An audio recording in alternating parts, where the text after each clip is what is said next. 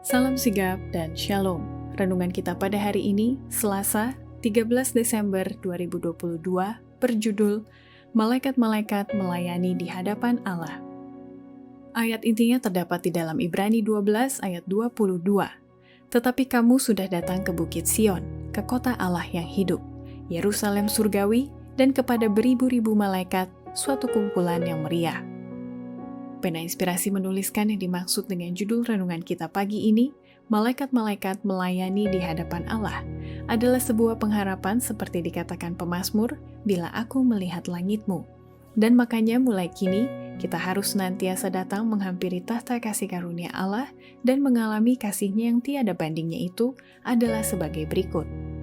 Pertama, persyaratan kita bisa layak datang ke Bukit Sion dan bergabung seperti malaikat-malaikat melayani di hadapan Allah, bila mana kita dengan setia menuruti hukum-Nya.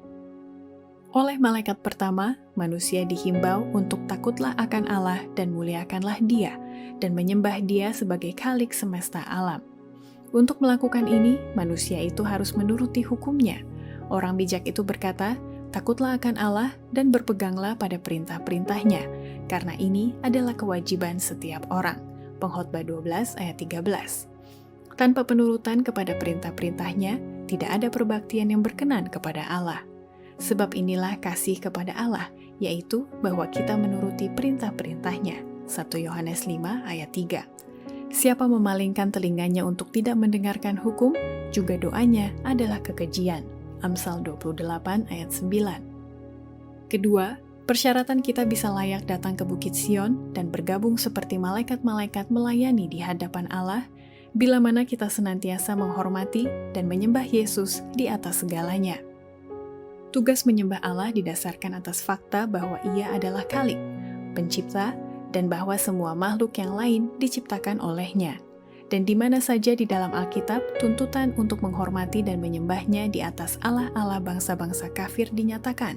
Di sana dikutip bukti kuasa penciptaan-Nya. Sebab segala Allah bangsa-bangsa adalah hampa, tetapi Tuhanlah yang menjadikan langit.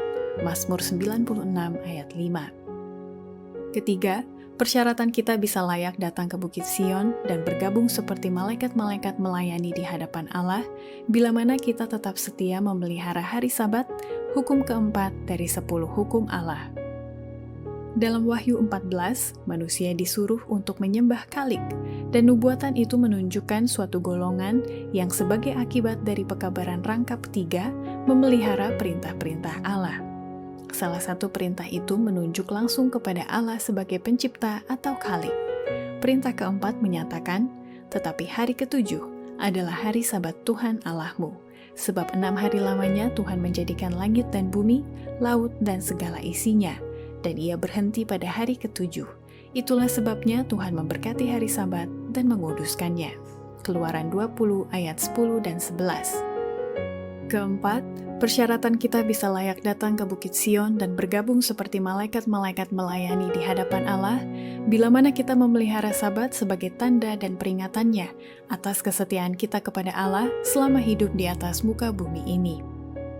Adalah untuk menjaga agar kebenaran itu tetap berada dalam pikiran manusia, sehingga Allah menetapkan hari Sabat itu di Taman Eden. Dan selama fakta bahwa Ia adalah pencipta kita yang menjadi alasan mengapa kita menyembah Dia, selama itu pula hari Sabat itu akan terus menjadi tanda dan peringatannya. Sekiranya hari Sabat itu dipelihara secara universal, pikiran dan citra kasih manusia akan dituntun kepada Khalik, pencipta sebagai tujuan penghormatan dan penyembahan, dan tidak akan pernah ada penyembah berhala, ateis, atau orang kafir. Pemeliharaan hari Sabat adalah tanda kesetiaan kepada Allah yang benar. Demikianlah renungan kita pada hari ini, kiranya Tuhan memberkati kita semua.